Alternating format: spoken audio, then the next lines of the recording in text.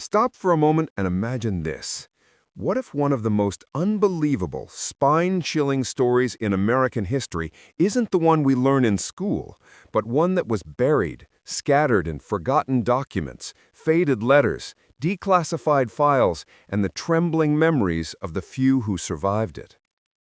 What if the United States, long before it was a superpower, stood more than once on the razor's edge of catastrophe, and the only reason the nation still exists is because of a chain of accidents, coincidences, and ordinary people who made impossible decisions at impossible moments?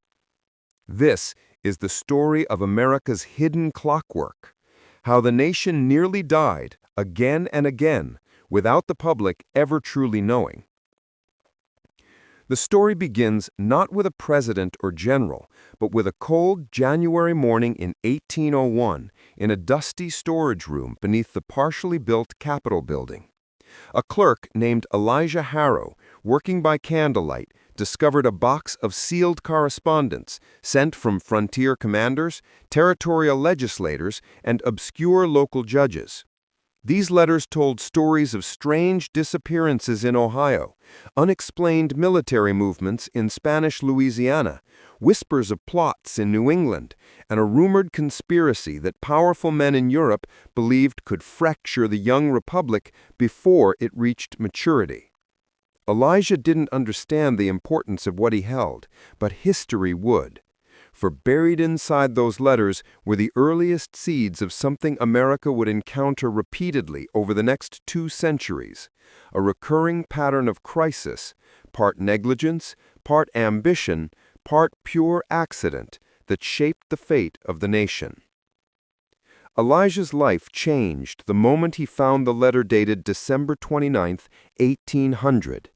The ink was smudged, the handwriting frantic, written by a frontier officer stationed at Fort Greenville, an isolated post where rumors spread faster than fire through dry grass.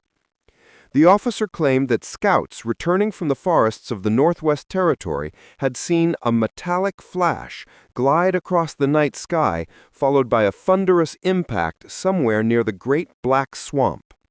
He wrote of tremors felt miles away, of animals fleeing en masse, of a strange buzzing in the air that made men nauseous. He urged federal authorities to investigate, warning that settlers were terrified and local tribes believed that something unnatural had fallen from the heavens. The officer's final line was the most unsettling. If this was an act of nature, then nature itself has turned against us. The letter should have been delivered to President John Adams, but it never was.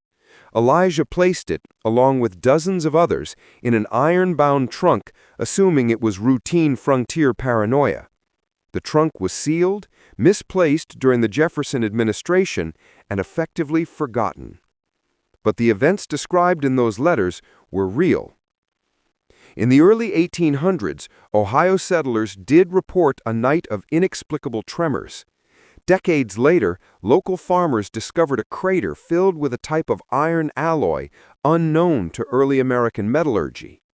Even stranger, for nearly a century, residents near the swamp spoke of the humming ground, a faint vibration that persisted in the earth for generations.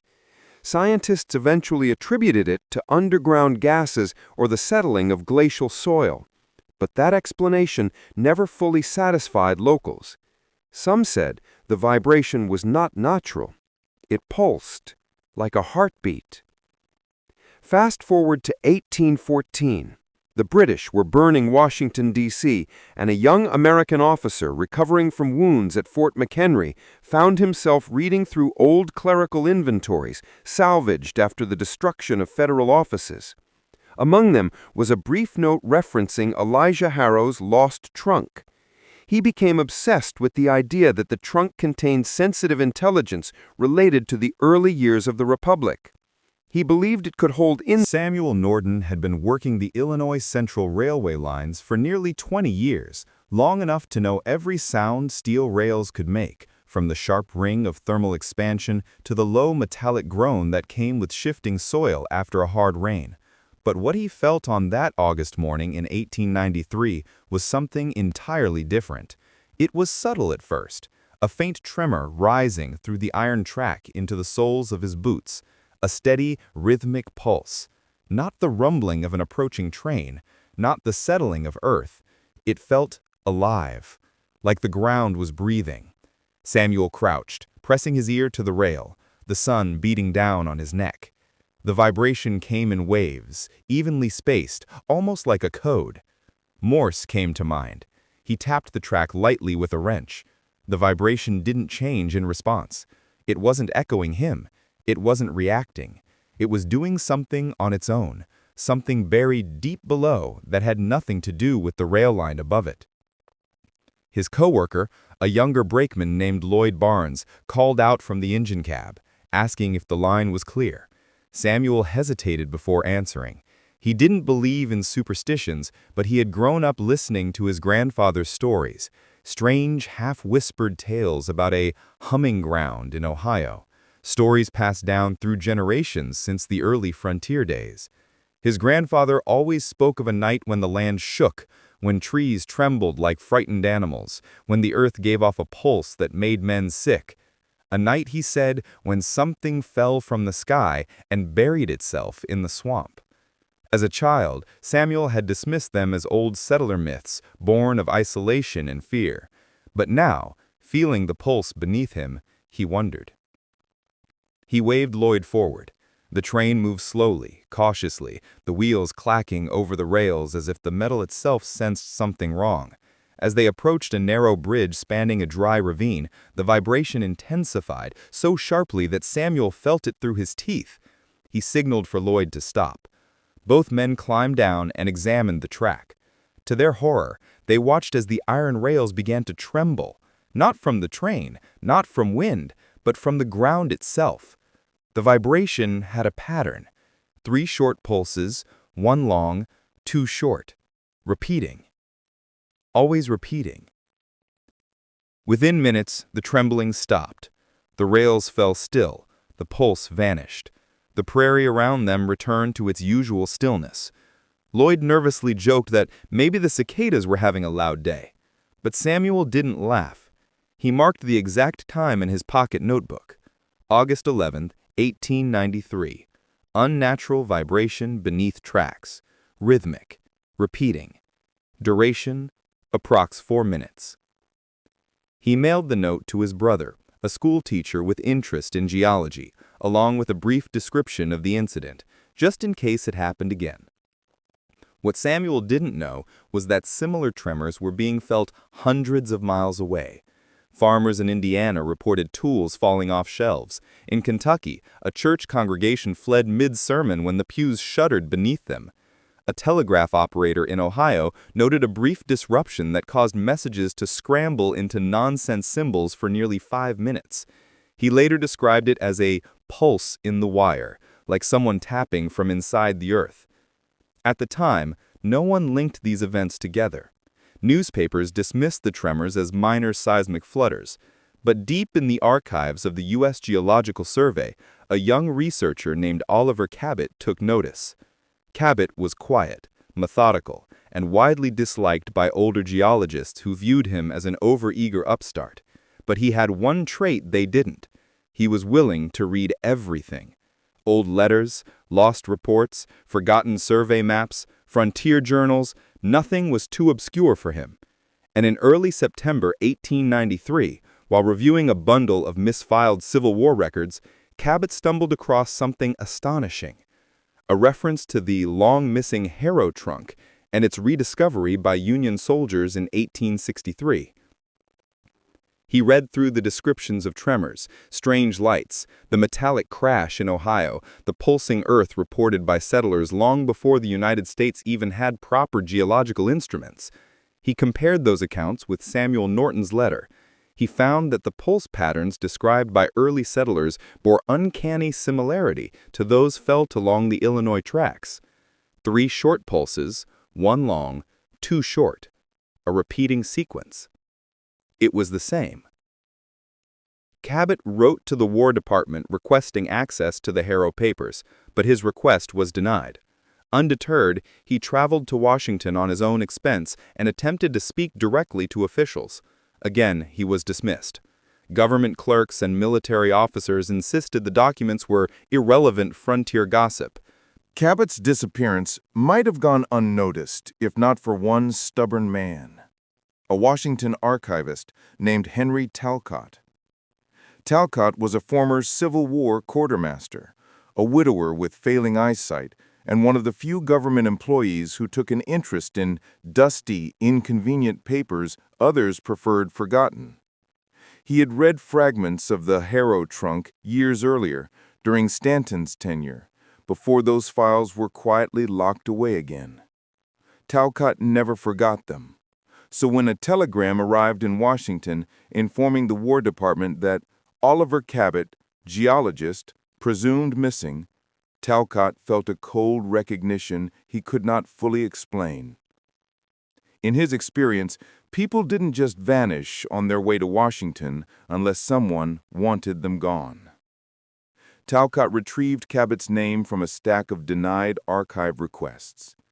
He found that Cabot had repeatedly asked for access to early frontier correspondence, declassified war letters, and anything referencing unexplained seismic activity. Talcott knew exactly where those items would have been filed, because he had once been ordered to help hide them. That order had never sat well with him. So Talcott did something dangerous for a federal employee in 1893. He disobeyed a direct instruction given 30 years earlier. Quietly, after hours, he unlocked a forgotten basement room beneath the old War Office. The hinges groaned with a sound that echoed down the hall like a warning. Inside was a single iron-bound chest, the Harrow trunk. Dust covered its surface like a burial shroud. Talcott opened it with trembling fingers. The smell of old mold and burnt paper drifted upward. Inside lay letters, hundreds of them, wrapped in faded cloth, still bearing Elijah Harrow's cramped handwriting. Talcott searched for patterns, and there they were. Tremors in the Northwest Territory, settlers reporting a metallic shriek beneath the ground, tribes describing legends of a star wound in the earth that throbbed like a living heart. Multiple letters referenced the same sequence of pulses, 3 short, 1 long, 2 short. The same pattern Cabot documented. Talcott understood now why Cabot had been denied access, not because the government feared frontier superstition, but because elements within the government had known since the earliest days of the Republic that something unexplained lay beneath parts of the Midwest, something the public might panic over if revealed. Talcott copied as many letters as he could before dawn and mailed them to Cabot's last known address in Illinois, even though Cabot was already missing. Talcott did not know that Cabot's journals had been found. He did not know that federal agents were already combing train stations, boarding houses, and river docks, searching not for Cabot, but for the documents he carried. While Washington wrestled with its secrets, events in Illinois were accelerating. Samuel Norton had begun keeping detailed notes of every strange occurrence near the ravine. In late November, his notebook recorded something new. A deep rumbling beneath the soil that lasted more than 6 minutes. Samuel wrote that the sound reminded him of a massive engine trying to start. Lloyd, who had begun to dread working the stretch of track, claimed he saw dust rising in thin columns along the ravine, even though there was no wind. A third worker, an older Irish mechanic named O'Leary, refused to return to the site after he felt the ground jump beneath his feet, as though something below had struck the earth from underneath. By early December 1893, the Illinois Central Railway began receiving reports that steel components stored in trackside sheds were vibrating on their own, sometimes shifting an inch or two across wooden shelves. One night, a set of bolts slid off a table simultaneously, as if pulled by the same invisible force. Workers joked about ghosts. Samuel didn't laugh. He was beginning to believe something was happening beneath the tracks. Samuel froze, his breath visible in the icy air as the metallic clinking grew louder, more insistent, like chains tightening beneath the earth. The sound wasn't chaotic. It had rhythm, terrifying, mechanical rhythm. Something enormous, something engineered was shifting under the ravine, as though awakening from a long, reluctant sleep. The pulse vibrated through Samuel's bones, through the steel of the track, through the very air around him. He staggered backward, eyes fixed on the trembling soil. A crack appeared in the snow-covered ground, a thin, jagged line that glowed faintly red like heated iron. The glow pulsed in time with the vibration, brightening on the long pulse, dimming on the short ones. Snow around the crack melted instantly, releasing steam that curled upward into the cold night. Before Samuel could decide whether to run or remain hidden in the shadows, he heard footsteps crunching through the snow behind him. Lloyd. Samuel swung around. Lloyd's face was pale, his breath ragged. "I knew you'd come back here. I had to see it for myself." Samuel grabbed him by the coat. "We shouldn't be here. Something's waking up under the ground." As if to answer, the crack widened with a sudden violent jerk. A burst of heat surged upward, carrying a strange metallic smell, like hot copper and oil. The glow brightened. The ground shuddered beneath their feet, harder now, almost throwing them off balance. Then came a deep, resonant hum, unlike any they had heard before. The pulse was changing. It was accelerating. 3 short, 1 long, 2 short. Pause. Then again, but slightly faster. Lloyd's voice shook. "What does that mean?" Samuel didn't know, but his instincts screamed at him that this was no simple geological event. This wasn't bedrock cracking or gas escaping. This was coordinated, patterned, intentional. Something beneath them wasn't just moving, it was signaling. They backed away as the crack grew wider, spreading across the ravine floor like a fiery root system. Snow and dirt collapsed inward. Steam poured upward in thick sheets. The ground sagged as if something massive was pushing against it from below. Then, abruptly, everything stopped. The pulse vanished. The glow died. The soil settled into an eerie stillness. Silence, deep, total, suffocating, blanketed the ravine. Lloyd exhaled shakily. Maybe it's over?" Samuel didn't answer. His gaze was fixed on the center of the ravine, where the glow had been brightest. A circular indentation, perfectly round, had formed in the earth. Not natural erosion, not collapse, a shape too precise to be random. A shape that looked like the top of a buried hatch. Lloyd saw it too. He took a step closer, then stopped. "Samuel, that's not possible." Samuel swallowed hard. "I don't think we're dealing with something the earth made."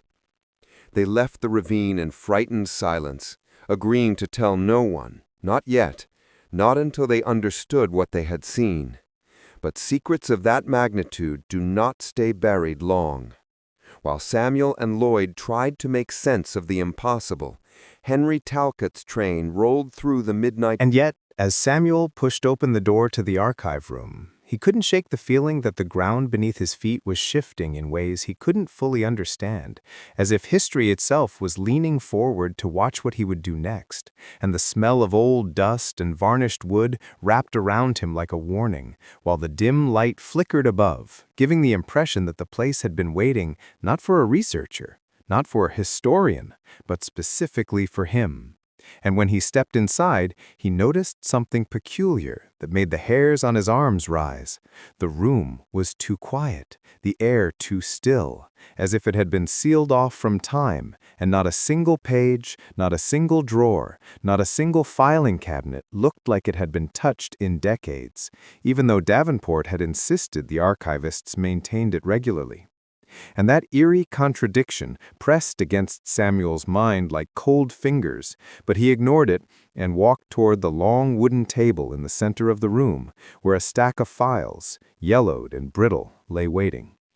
And as he reached for the topmost folder, he froze, because someone recently had pressed a thumb into the dust on the surface, leaving a clear mark, and the shape of that thumbprint wasn't his, wasn't Davenport's, wasn't any archivist's. It was too small and too sharp for a normal human thumb, like it belonged to someone with elongated bone structure or narrow digits, which made no sense. But Samuel didn't allow himself to spiral into speculation, instead opening the folder carefully, expecting to see the usual military reports, but instead he found a set of drawings, crude but detailed, depicting the Oklahoma oil rig from the story Davenport had just told him, with strange symbols drawn around the base of the rig, symbols that didn't resemble any tribal markings, military codes, or engineering notes.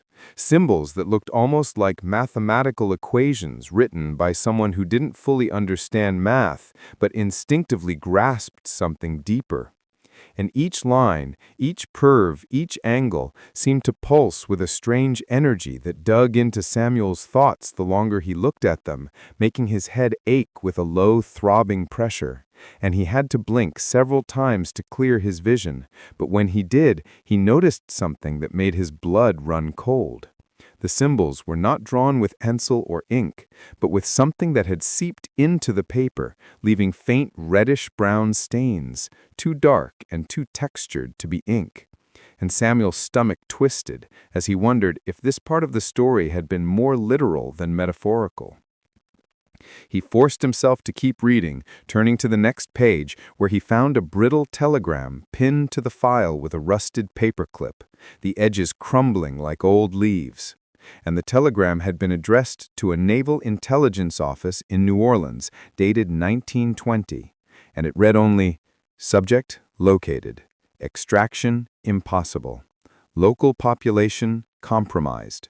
Requesting immediate isolation protocol." There was a second line below, barely legible. "Do not allow it to leave the ground." No signature, no sender code, nothing to identify who had written it. And Samuel felt a cold sweat prick down his back, because messages like that didn't appear in normal archives. They were usually destroyed or classified into oblivion. So the fact that this one existed at all meant someone had wanted it preserved. Someone who anticipated that decades later, someone like him would find it. He swallowed hard, turning another page. His fingers brushed the edge of the folder, and for a moment he hesitated, because something in the air felt heavier now, as if the room had subtly shifted around him, like a great hidden weight had settled over the ceiling and walls, pressing down on his lungs with invisible hands. And the silence had changed too. Not the normal hollow quiet of an empty archive, but a dense, listening silence, the kind that feels aware of you, the kind that waits to see what you will do next. And Samuel told himself he was being irrational, that he was simply exhausted or overwhelmed by the revelations piling up before him. But deep down, he knew this was different. He could feel the presence of something not visible, something ancient, something patient. As though the long-buried stories in these files were not merely records of the past, but threads connecting to a much larger force that was still alive somewhere beneath the United States, breathing rhythmically beneath plains and forests and cities. And he realized with a cold twist of unease that Davenport's warning about things America forgot on purpose might not have been metaphorical at all.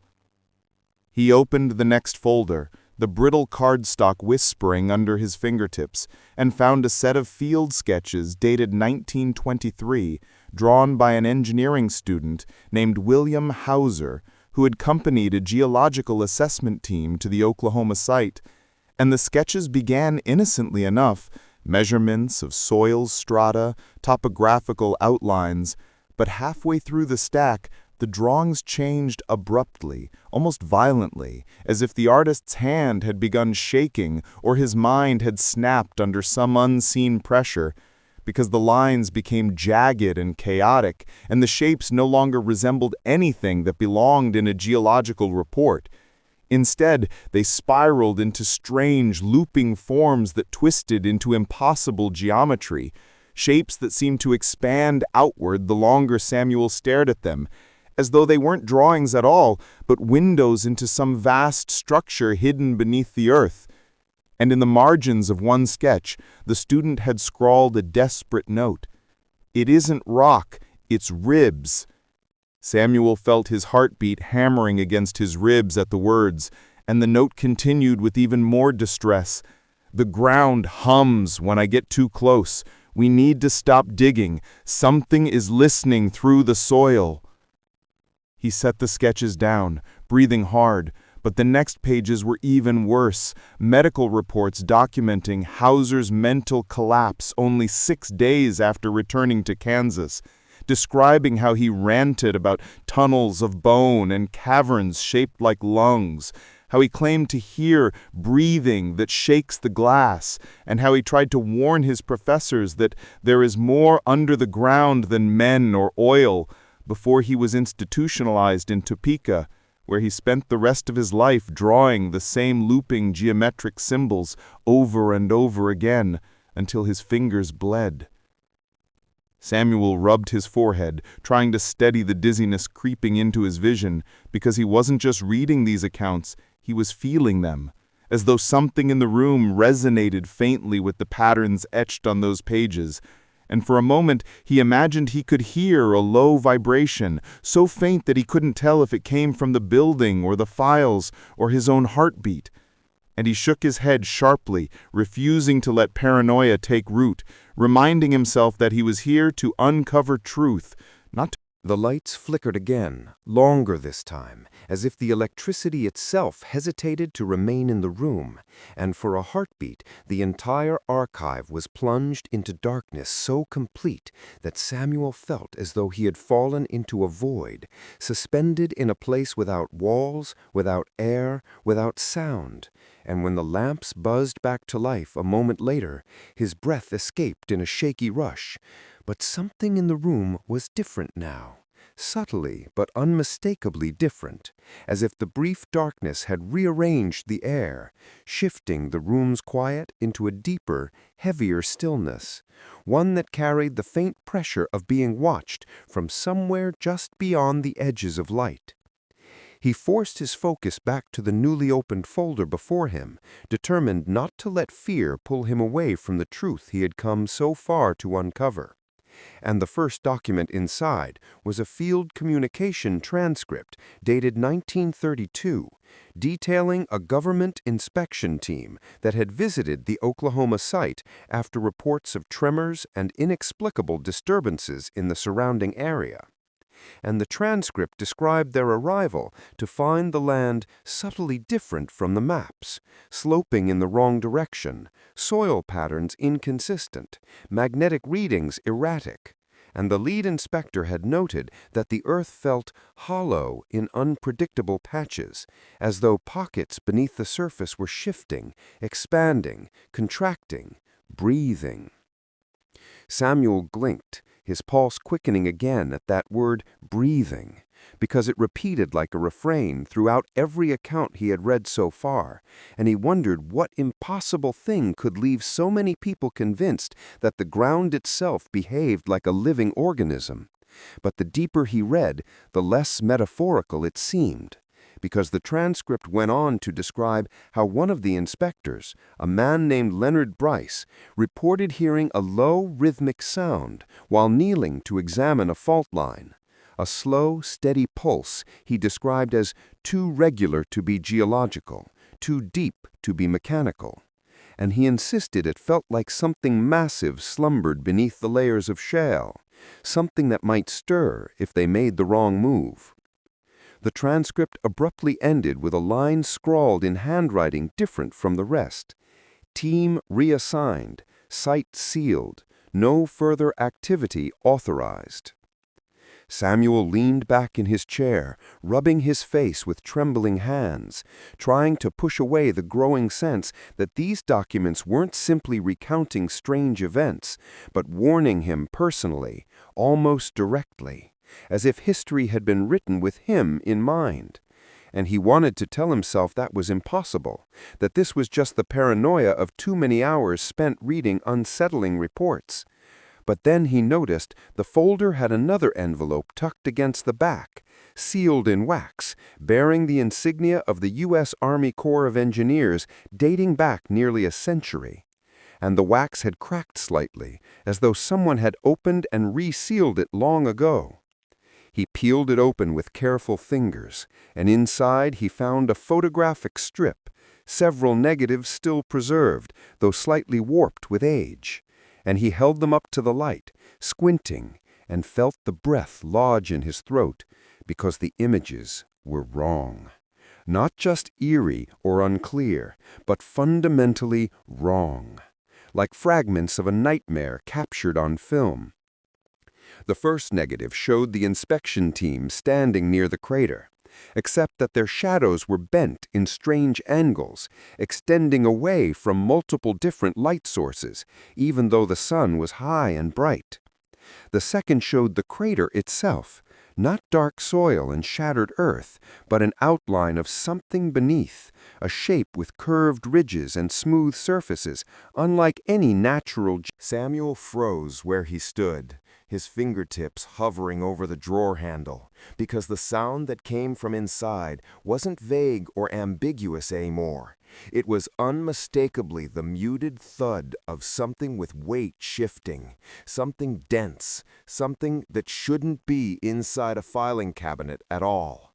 And his breath caught in his throat as he stared at the narrow slit of darkness within the half-open drawer, a darkness that suddenly seemed far deeper than the few inches of metal space should allow, as though the drawer opened not into a cabinet, but into some unseen hollow he couldn't comprehend, a deep pocket of shadow that felt impossibly vast and impossibly wrong.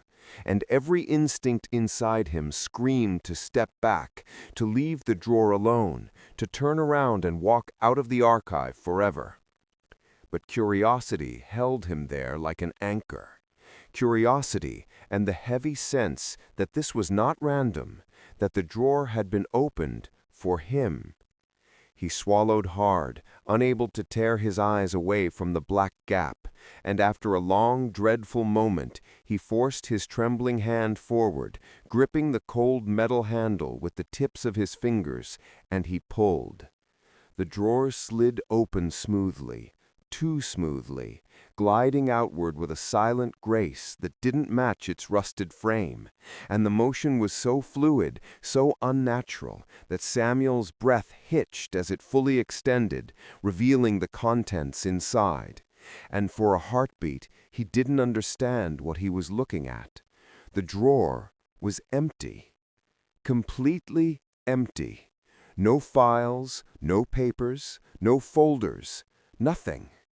But the steel bottom of the drawer wasn't flat. It bulged downward, subtly, like someone had pressed something enormous beneath it from the other side, warping the metal into a shallow curve.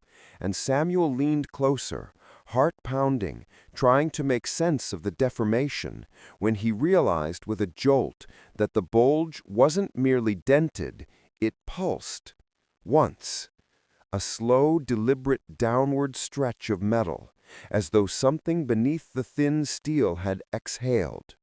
Samuel staggered back with a strangled gasp, knocking into the table behind him, nearly sending a stack of documents spilling to the floor. And his mind raced in a tangle of denial and horror, telling him this was impossible. The motions were impossible. The breathing was impossible. But the evidence was right there before him. The cabinet drawer was rising and falling in an uneven rhythm, faint but undeniable, like the drawer was the thin membrane between him and something breathing beneath the floor. He stumbled away, chest tight, eyes locked on the drawer, as the bulge rose again, metal flexing as though under the pressure of some great unseen lung. And for several long seconds, Samuel could do nothing but stare in frozen terror, waiting to see what the next breath would bring. But after a moment, the motion stopped abruptly, the metal going still as glass. Silence flooded the room again. But it was a different silence now, charged, anticipatory, like the air had leaned in closer to hear his heartbeat. Samuel forced himself to draw a shaky breath, pushing down the panic clawing at his ribs, telling himself